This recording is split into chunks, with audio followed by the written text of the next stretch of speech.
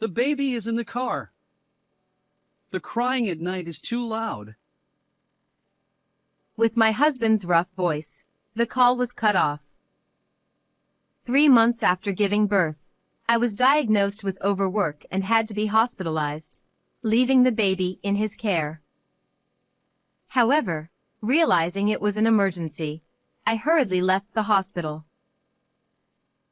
When I got home, I found my daughter limp inside the car parked in the driveway. The thermometer inside the car read 104 degrees Fahrenheit. I never thought it would come to this. In despair, I decided to take action against his irresponsibility. I married my husband, Daniel, who is 2 years older than me, when I was 25. We met at a group date, and I was attracted to his interesting conversation and considerate nature, which led to our relationship and eventual marriage. Even after getting married, he continued to treat me kindly. I loved Daniel and worked hard on cooking and cleaning to make him happy, and he reciprocated, making me very happy. However, about a year into our marriage, things started to go downhill. What? Dinner isn't ready again? I'm sorry. I bought some ready-made food, so could you please forgive me? I'm feeling particularly unwell today. So, you just slept all day. Even though you're off work, I'm shocked. Seeing me lying down, Daniel sighed heavily. Feeling disappointed by his attitude, I forced myself to get up and heat up the ready-made food. Around this time, I found out I was pregnant. While the news of having a child was joyful, his attitude became a problem. As my morning sickness worsened, making it difficult to do housework, Daniel started taking it out on me. Even on days when I was too nauseous to move, he would click his tongue and say, "Why can't you even cook?" And on weekends, he would scold me, saying, "At least do some cleaning." Although I had always loved and devoted myself to Daniel, his attitude was starting to wear me down.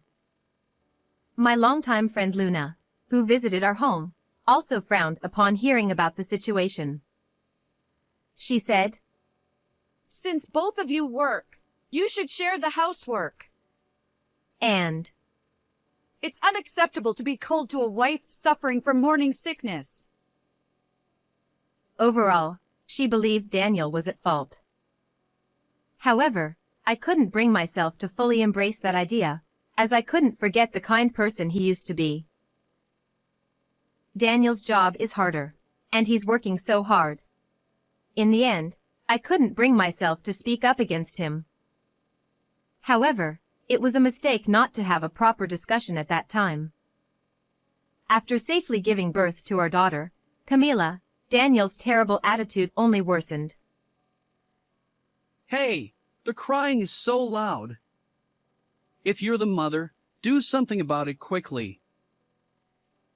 I'm cooking and can't leave it. Can you soothe her instead? Ha! I'm watching TV right now. If you have time to argue, get to work. That day, too, Daniel didn't respond to my request and went back to the room, grumbling. I had no choice but to stop cooking and soothe Camila, but my heart was filled with frustration. Although Daniel adored Camila, he didn't seem to want to take care of her and didn't participate in childcare at all. Moreover, when he came home, he would just laze around and didn't help with housework either. You're completely different from before we got married. I didn't think you were this incompetent. Maybe he lost his affection for me because I couldn't keep up with the housework. Daniel started to shower me with cold words every time we met and gradually stopped coming home. As a result, even though it was right after giving birth, I spent my days overwhelmed with housework and childcare. Maybe Daniel didn't love me but just wanted someone to serve him.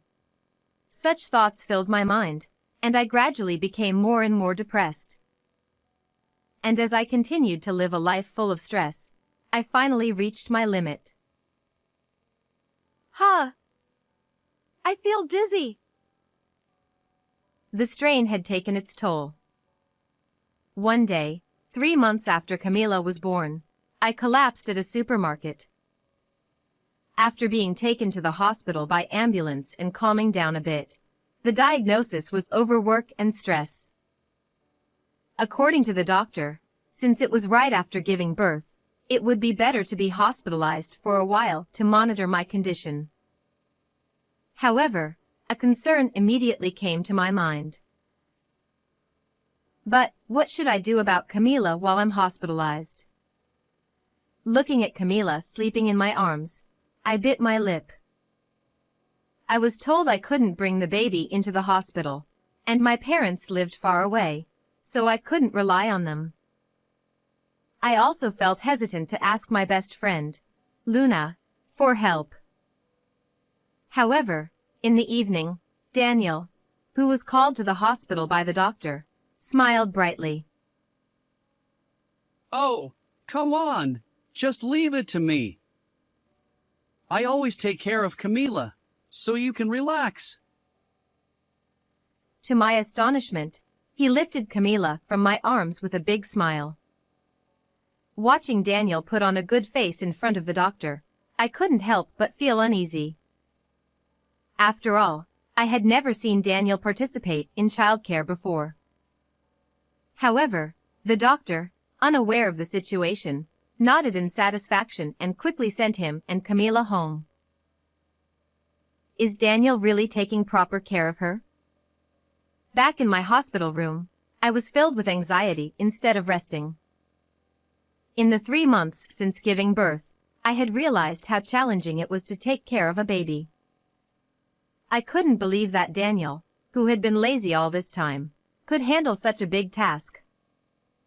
He didn't even know where the baby bottles were kept. I'm really worried. Unable to rest, I decided to call Daniel. However, he, who was supposed to be at home, didn't answer the phone. Even when I sent an email, there was no response. Maybe he's busy taking care of Camila. I suddenly remembered myself right after giving birth.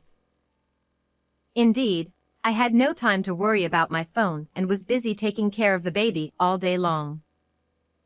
Thinking that Daniel might be in the same situation, I decided to wait until morning to see how things would go. But I ended up regretting this decision. The next morning, I started calling Daniel again from around 7 o'clock, but still couldn't reach him. As I spent the time anxiously, he finally answered around 10 o'clock. Daniel said, Stop calling me so many times. I'm busy here. The reliable face he showed in front of the doctor the previous day was nowhere to be seen. Daniel, who shouted irritably, made me grip my phone tightly. I'm worried about Camila. Is there anything wrong? Daniel replied, She's in the car. I put her there because her night crying was too noisy. What? Daniel continued. That's enough, right? Don't contact me anymore. And then he quickly hung up the phone. I felt the blood drain from my face as I held my phone. The temperature had been rising rapidly since early morning, and even though it was still morning, it was already extremely hot. If what Daniel said was true, Camila was left in the car in such heat. This is terrible. Unable to stay still, I found myself leaving the hospital and heading home. I knew I shouldn't, but I thought it would be too late if something happened to dear Camila. And my decision was not wrong. No way. Camila. When I arrived home and looked inside the car, there was Camilla lying limp on the back seat. The car's thermometer read 104 degrees Fahrenheit, and it was hard to believe she was okay. After hurriedly calling an ambulance, I tried to get the car keys. However, no matter where I looked in the house, he was nowhere to be found. Unbelievably, Daniel had gone out somewhere, leaving Camilla behind. I can't believe this is happening. I clenched my fists and burst into tears. If I had insisted on being hospitalized with Camilla at that time, she wouldn't have been in danger. I thought that Daniel would somehow think about Camilla. I never imagined he would consider her so unimportant as to abandon her care. Coupled with the dissatisfaction I had been feeling, I finally exploded with anger towards Daniel at this moment. I will never forgive him for putting Camilla in danger. In the end, he didn't care about the family at all. And at that moment, to prove this fact, I received an email. What? This is... And seeing the content, I vowed to take revenge on Daniel. The next day, as I was sitting on the bed, trying to calm myself, the door to the hospital room opened early in the morning. Hey! Is it true? Looking up, I saw Daniel standing there with a frantic expression on his face. I quietly watched him, still seated. Oh, you came so early? Of course I did. I woke up to find Camilla gone, and then I got that email. The truth is, the night before, I had sent him an email after returning to the hospital. The content of the email was that Camilla had died. Daniel must have been extremely panicked when he saw my email and found Camilla missing from the car when he got home. As a result, he rushed to see me. That was a lie. Camilla is alive. When I said this casually, he gaped at me. This was because Camilla, who was thought to be lifeless, had somehow been saved by the emergency team's treatment. However, it seemed that if the report had been delayed even a little, she would not have survived. Although I caused trouble for the hospital by leaving my room without permission, it was nothing compared to saving Camilla. She is now resting in another room in this hospital. What the? So there was no need to panic. Relieved by my words, Daniel sighed in relief, but his complete relaxation only increased my irritation. While it was fortunate that Camilla was safe, this incident was not something that could be brushed off with "it's fine" because she was saved. Why on earth did you do such a thing? Staying in a car with the engine off in the summer is dangerous even for adults. Shut up! I didn't think it would turn into such a big deal. It was meant to be a lesson. Seeing that he was completely unrepentant despite Camilla's life being saved, I frowned deeply. If things continued like this, Daniel would surely endanger Camilla again and again. As her mother, I had to prevent that at all costs. And there was one more thing I needed to confirm with Daniel. During this lesson, you went out with your mistress, didn't you? I glared at him with a calm voice, and he widened his eyes in shock. What? What are you talking about? Don't play dumb. I have proof. Seeing his clearly flustered state, I took out my smartphone and showed him a picture. This. It's you, isn't it? It was a photo of Daniel entering a hotel with a woman. Actually, after discovering Camilla slumped in the car, I received an email from my friend Luna. She said she had accidentally spotted my Daniel walking with an unknown woman in the town at night. Knowing the situation between my husband and me, Luna was convinced it was an affair and followed them, taking decisive photos. She hesitated all night about whether to send them to me, but in the morning, she finally decided to send the email. This photo was apparently taken last night. It matches the time when Camilla was in the car, right? I questioned Daniel with a voice trembling with anger. In other words, after putting the crying Camilla in the car, he went to meet his mistress. The reason he hadn't come home since my pregnancy was probably because he was meeting her. Naturally, I was shocked by the affair. But more than that, I was furious that Daniel prioritized his mistress over Camilla. Camilla was supposed to be our irreplaceable treasure, who had finally been born. But the words Daniel said next were unbelievable. I cheated because you became useless. Instead of apologizing, Daniel turned red with rage. If you didn't want Camilla to end up like this, you shouldn't have collapsed. I don't need a useless wife. As Daniel shouted without restraint, I felt a coldness spread through my chest.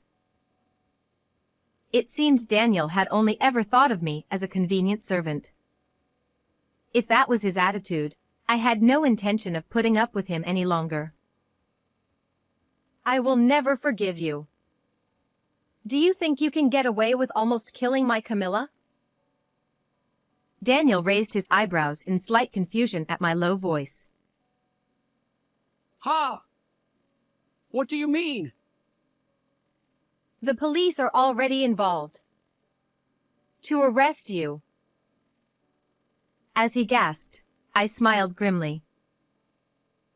When I called the emergency services, the police had also arrived at the scene.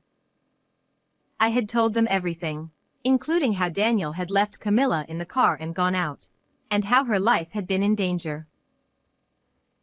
The hospital staff also joined in the complaint. So, it's only a matter of time before you're arrested. I glared at Daniel with all my pent-up anger. I had no hesitation about turning him over to the police. It was unfortunate that we couldn't build a wonderful family together, but the kind Daniel I once knew was gone. No way! Are you serious?